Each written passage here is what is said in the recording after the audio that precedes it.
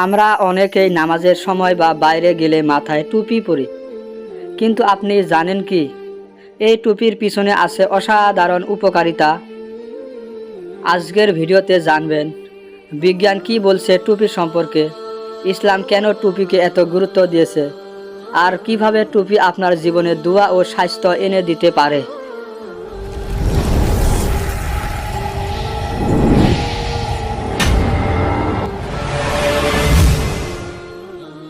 প্রথমে আসি ইসলামিক দৃষ্টিভঙ্গিতে। রাসূলুল্লাহ সাল্লাল্লাহু আলাইহি সাল্লাম প্রায় সব সময় মাথায় টুপি পরতেন। তিনি শুধু নামাজের সময় নয়, ঘরের বাইরেও টুপি ব্যবহার করতেন। হাদিস থেকে জানা যায় মাথা ঢেকে নামাজ পড়া সুন্নাহ এবং সম্মানের প্রতীক। বিশেষ করে নামাজে টুপি পরা অনেক ফকিহ ও ইমামের মতে মুস্তাহাব, কারণ এটা ইসলামী ভদ্রতা এবং আদব প্রকাশ করে। আবু দাউদ শরীফে এসেছে, নবীজি সাল্লাল্লাহু আলাইহি সাল্লাম মাথায় ইমামা বা টুপি ব্যবহার করতেন নামাজের সময়। ইসলামের টুপি কেবল পোশাক না, বরং এটা পরিচয়, ভদ্রতা ও খুশু প্রকাশের প্রতীক। যখন আপনি টুপি পরে নামাজে দাঁড়ান, আপনার মধ্যে এক ধরনের মনোসংযোগ ও নম্রতা আসে। এবার আসা যাক বিজ্ঞানের দৃষ্টিতে। মাথায় টুপি রাখলে শরীর ও মন উভয়ের উপকার হয়।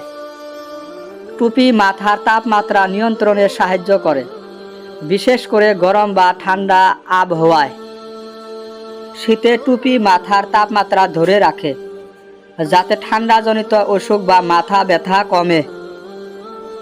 গরমে টুপি সূর্যের আলো থেকে রক্ষা করে, তাপে মাথা ঘোরা বা হিট স্ট্রোকের সম্ভাবনা কমে।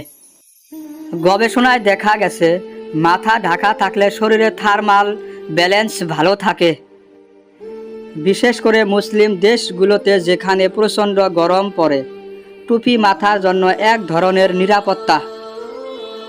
চিকিৎসা বিজ্ঞানের মতে আপনি যখন কোনো ধর্মীয় পোশাক পরে থাকেন, যেমন টুপি, তখন আপনার মস্তিষ্ক নিজেকে দায়িত্বশীল ও মনোযোগী ভাবে।